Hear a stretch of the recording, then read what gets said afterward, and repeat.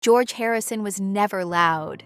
He rarely lashed out, avoided the press glare, and seemed to glide through life with meditative calm.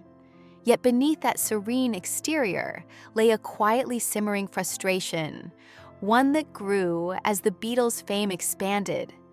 Unlike John Lennon or Paul McCartney, Harrison was often overlooked in the creative hierarchy.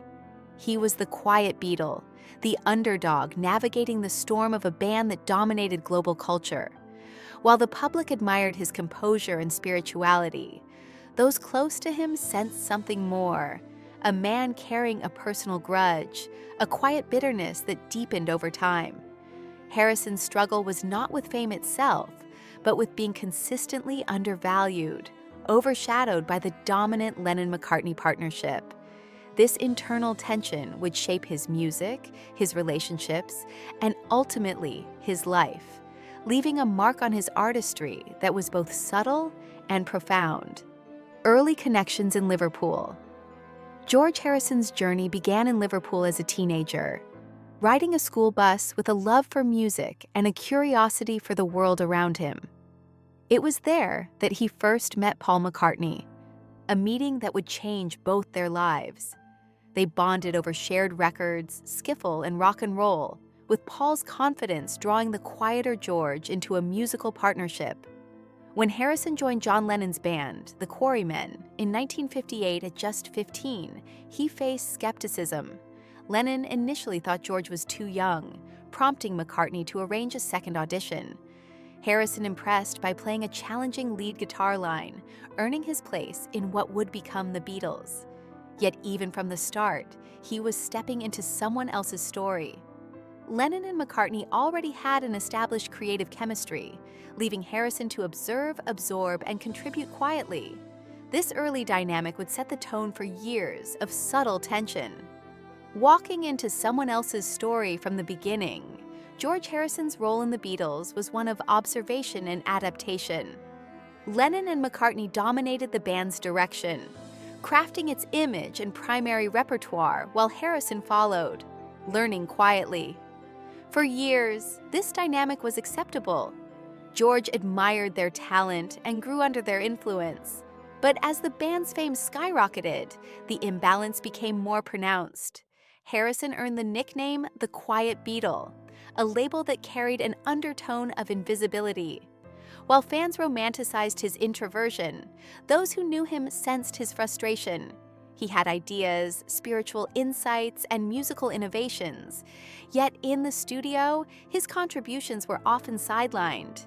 His guitar arrangements were second-guessed, and his songwriting was frequently overlooked. Paul McCartney, meticulous and controlling, often unintentionally overshadowed him. Over time, admiration for his bandmates began to morph into a quiet resentment, a growing tension that would later define his creative and personal struggles, studio struggles, and subtle resentment. By the late 1960s, Harrison's frustration had deepened. As his songwriting matured, the studio became a battleground rather than a creative space.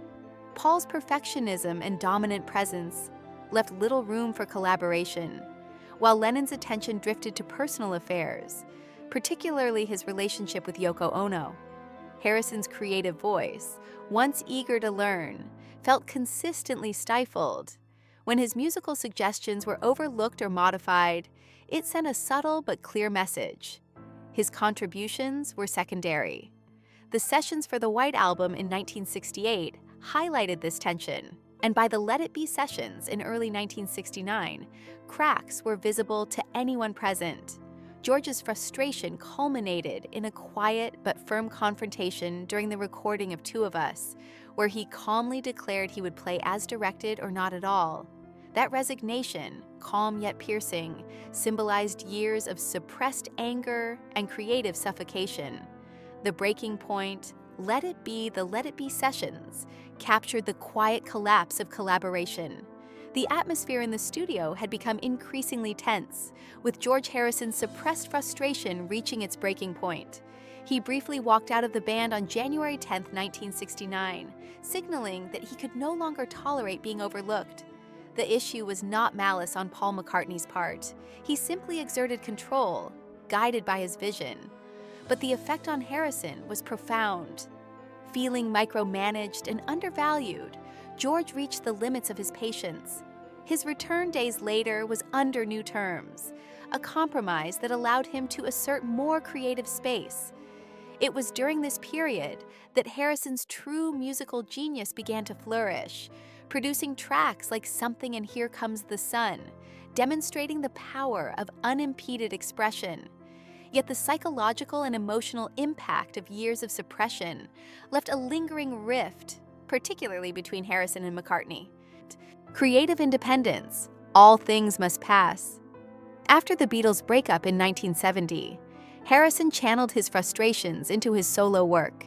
His 1971 album All Things Must Pass was a creative and commercial triumph, showcasing songs rejected during his Beatles years. Tracks like Wah Wah carried an edge, reflecting his quiet resentment toward McCartney's controlling tendencies. These songs allowed Harrison to reclaim his voice, expressing emotions that had been long buried.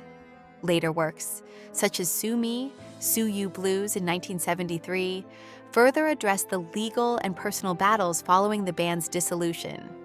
While these works were universally admired, they also revealed Harrison's lingering disappointment and complex feelings toward his former bandmates.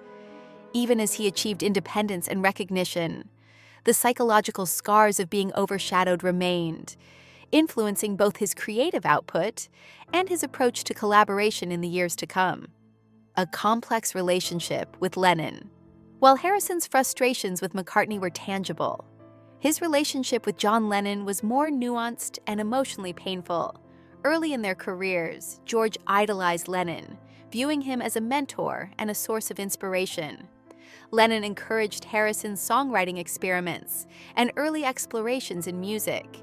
Yet as time passed, Lennon became increasingly absorbed in personal matters, particularly his partnership with Yoko Ono, leaving Harrison feeling emotionally isolated.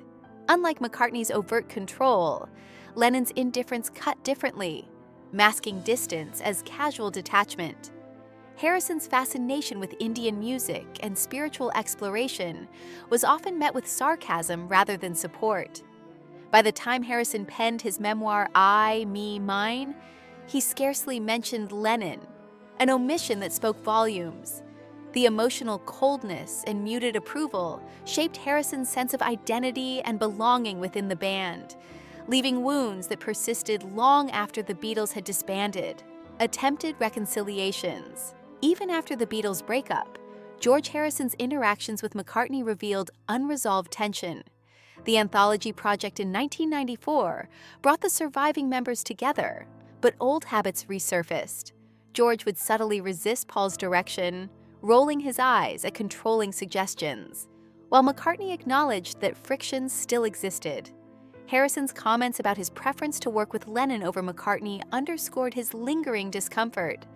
Their reconciliation was partial at best, built on civility rather than deep emotional healing.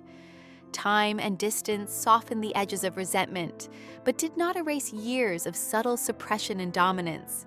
Harrison's reflections revealed a man who valued creative space and mutual respect over compromise for the sake of harmony, a principle that would continue to shape his choices in music and relationships.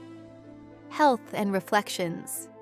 In later years, by 1997, Harrison faced his mortality when diagnosed with throat cancer, later complicated by metastasis to his lungs and brain. Despite his declining health, he retained his wit and philosophical approach to life. His reflections on McCartney were gentle, quoting a Victorian proverb about accepting a friend's faults while allowing them to pass. Private visits, including one from McCartney, were marked by quiet gestures and mutual respect. In these moments, Harrison exhibited the maturity and perspective he had cultivated through decades of conflict, loss, and reflection. While the underlying tensions never fully disappeared, there was an acceptance of reality, a subtle acknowledgement of human imperfection and the complexities of lifelong relationships, legacy of music and personal growth. George Harrison's legacy is defined by music, spirituality, and a quiet insistence on authenticity. His struggles with McCartney and Lennon, though painful, informed his artistry and deepened his understanding of collaboration, self-expression, and forgiveness. Albums like All Things Must Pass and his later solo work revealed the breadth of his creativity when freed from constraint. His introspective approach, influenced by Eastern philosophy and meditation, allowed him to navigate personal and professional challenges with grace, even when bitterness lingered. Harrison's life demonstrates that quiet suffering can produce profound art, and that reconciliation, even if partial or incomplete, carries its own value. His music continues to speak to resilience, introspection, and the nuanced dynamics of human relationships. Conclusion: silence that speaks. George Harrison was the quiet Beatle in every sense. His struggles were internal, subtle, and often invisible to the public eye, yet they shaped the music and the man.